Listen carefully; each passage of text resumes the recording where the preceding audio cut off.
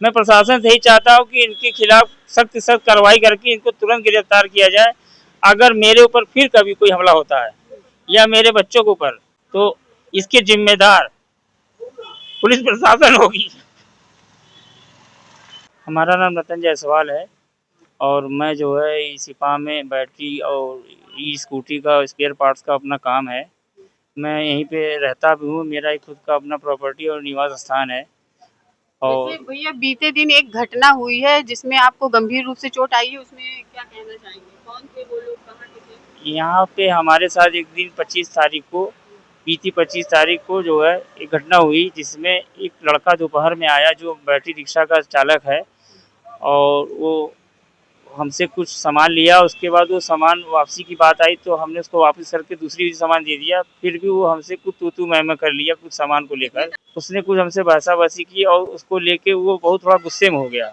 उस पीरियड में मेरे दुकान पे और भी कस्टमर किस थे। चीज को लेके बहस हुआ? कुछ सामान ले गया था पार्ट्स वगैरह ये, तो उसको बोला कि ये हमारी गाड़ी में नहीं फिट बैठ रहा है। तो हमने कहा कि दूसरा ले लो, तीसरा ले लो। उसने कहा कि ठीक है, उसको ले गया। उसके बाद वो बोल रहा है कि भैया ये नहीं लेंगे, हम हमको बदल के पैसा दे दीजिए। हम कहे ये सामान जब आपकी गाड़ी के लगने लायक है तो क्यों आप ऐसा बोल रहे हो? कह रहे हैं आप नहीं देंगे तो ठीक नहीं होगा। हमको भी थोड़ा सा गुस्सा इस बात का है कि लेकिन तुम कैसे बोल रहे हो, क्यों बदतमीजी से बात कर रहे हो? तुमको कोई दिक्कत है तो हमको बताओ प्यार से। तो कह रहा है कि आप हमको जानते नहीं है, आप इसको जो है गंभीरता से लीजिए। मतलब उसने हमको बहुत उल्टा सीधा बोला, धमकी दिया कि हमको जानते नहीं है, हम जो है। फिर हमको भी बोलना पड़ा कि हम बहुत बड़े तुम गुंडा हो गए हो, योगी सरकार में गुंडाई करने आए हो, ऐसे नहीं चलेगा, अब जाइए यहाँ से, मेरे को काम है बहुत। कह रहा ठीक है मैं देख लूंगा। हमको धमकी बहुत दे के वो निकल गया यहाँ से। फिर रात को मैं अपनी दुकान पे 7:20 पे कुछ कस्टमरों का काम कर रहा था। उस दरमियान ये 25 की संख्या में आए।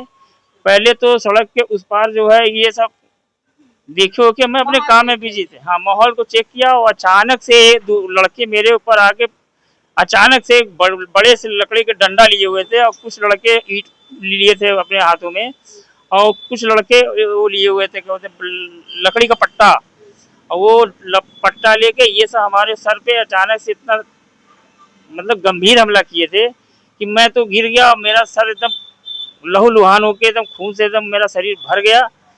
और फिर हमारे सब जितने भी लोग थे, ये लोगों ने हमको उठा के लेके गए सामने हॉस्पिटल में।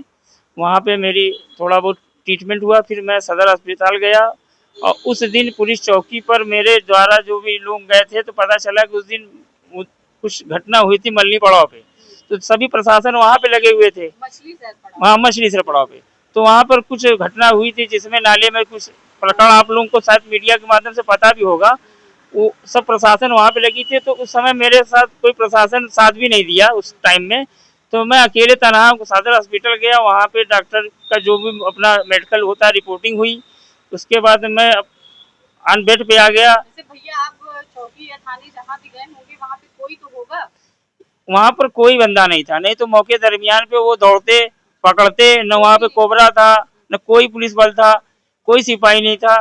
बाद में ये लोग दूसरे दिन हमारे पास आए हैं, जब वहाँ से हमारी पत्नी हमारे बच्चे गए हैं चौकी पे सूचना देने के लिए। कौन सी चौकी? ये सिपा पुलिस चौकी पड़ता है हमारा, और थाना हमारा पड़ता है कोतवाली।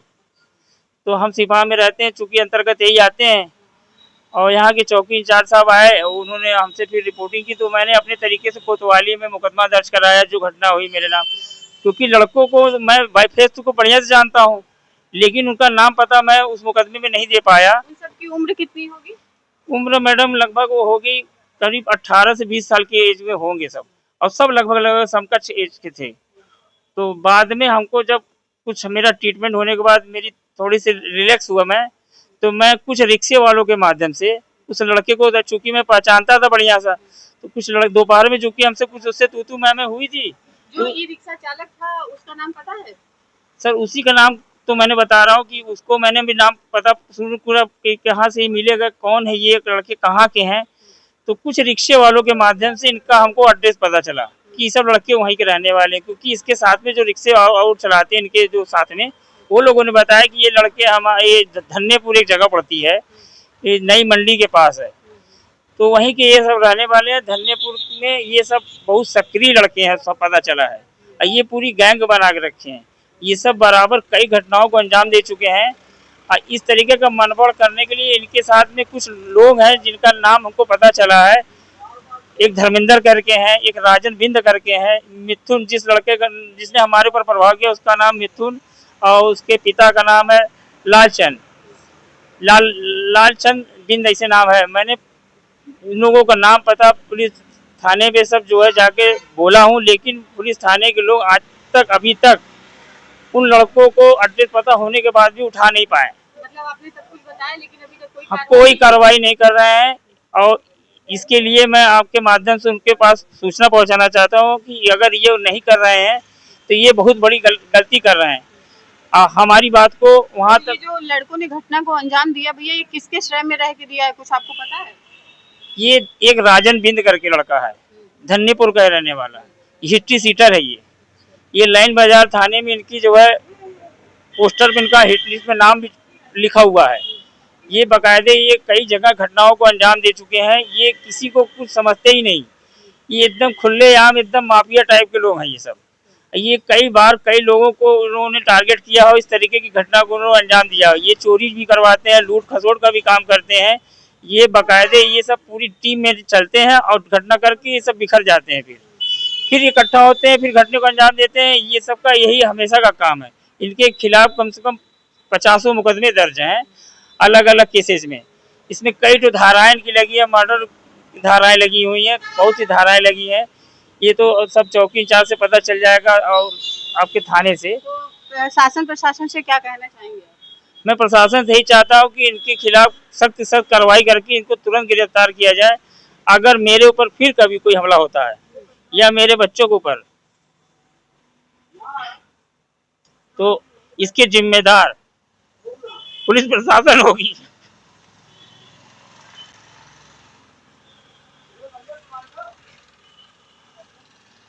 क्योंकि मैम हम घर के अकेले हूँ, मेरे पर जिम्मेदारी है। अब मैं जो है आगे ऐसी कोई दुर्घटना मेरे ऊपर या किसी भी बंधु के ऊपर न हो। मैं प्रशासन से चाहता हूँ उनके खिलाफ सख्त कार्रवाई की जाए और सरकार से मेरा निवेदन है कि ऐसे माफिया लोगों को पकड़ के इनको सही जगह पहुंचाने की कृपा करें। धन्यवाद। मैं कम से कम उस घटना के बाद 5-6 बार जा चुका हूँ, लेकिन प्रशासन और चौकी इंचार्ज द्वारा खाली हमको हड़काया जा रहा है कि आप जो है उनको शिनाख्त करिए। चौकी इंचार्ज का नाम तो हमको नहीं पता है, अभी नए आए हैं, अभी कुछ दिन पहले। ये थाना पड़ता है कोतवाली और चौकी पड़ता है सिपा। तो सिपा चौकी पर ही हम जाएंगे क्योंकि पास में तो यही है। तो यहाँ पे जो प्रशासन अधिकारी जो भी यहाँ पे हैं, चौकी इंचार्ज और उनके सिपाही लोग, ये लोग बस कहते हैं बस मैं देख रहा हूँ कर रहा हूँ, लेकिन कुछ कर नहीं रहे मेरे लिए। कुछ भी नहीं किया उन्होंने अभी तक। इनको मैं बार बार कह रहा हूँ कि अभी तक आप कोई कार्रवाई नहीं। 25 तारीख से आज 4-5 दिन बीत चुके हैं, आप क्यों नहीं कुछ कार्रवाई कर रहे हैं?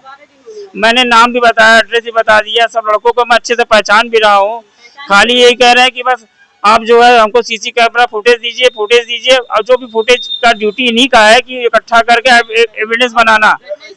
हाँ, मेरी दुकान पर एक बार आए, उसके बाद आज एक बार भी नहीं आए कि आपके साथ फिर कोई दोबारा घटना हो जाएगा। ये सब को पकड़ने की कोई हिम्मत नहीं कर पा रहे। इसका मतलब ये कि ये अपराधी बहुत ज्यादा जो है मनबड़ है। ये प्रशासन भी इनसे डरती है लगता है, इसलिए नहीं जा रहा है उनको पकड़ने के लिए। और कुछ बात है? हाँ, कुछ बात जरूर है। या तो पुलिस उनसे जाके मिल रही है, हम अपने को बचा रही है, या तो वो खुद डर रही है।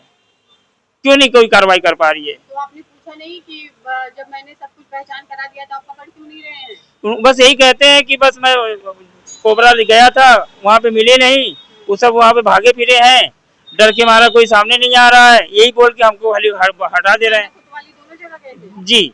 तो यहाँ चौकी पे क्या बोल रहे हैं? चौकी पे ही तो बोल रहे हैं। और कोतवाली पे गए तो वहाँ पे सर थे नहीं, पीटी पे थे कहीं। तो वहाँ पे मैं 2 बार गया मुलाकात में, जो कि मुकदमा दर्ज है। मुकदमा के अंतर्गत जो भी कार्रवाई होगी वो तो चौकी इंचार्ज या थाना दर्ज करेंगे, उसमें तो मेरा कोई रोल है नहीं। तो उसके बाद मेरा तो काम है कि उनको सूचना देना, बाकी कार्रवाई तो पुलिस को करनी चाहिए, लेकिन वो कुछ कर नहीं रही है। अच्छा, अभी इतने दिन हो गए, लगभग 25 तारीख की घटना है और लगभग आज 10 दिन 1 हफ्ता हो गया। नहीं, अभी ये कोई भी कार्रवाई नहीं कर पाए, एक भी ना। हम कह रहे हैं मेरा नाम मुकदमे में उनका नाम डालिए। क्या प्रशासन कोई और घटना घटित होने का इंतजार कर रही है। हमको तो लग रहा है कि ये कोई और घटना के अंजाम देने के लिए ये वेट कर रहे हैं। अगर ये जब और घटना होगी तब ये जागेंगे क्या? अभी ये सोती हुई जो है प्रशासन कब जागेगी, यही मैं सोच रहा हूँ।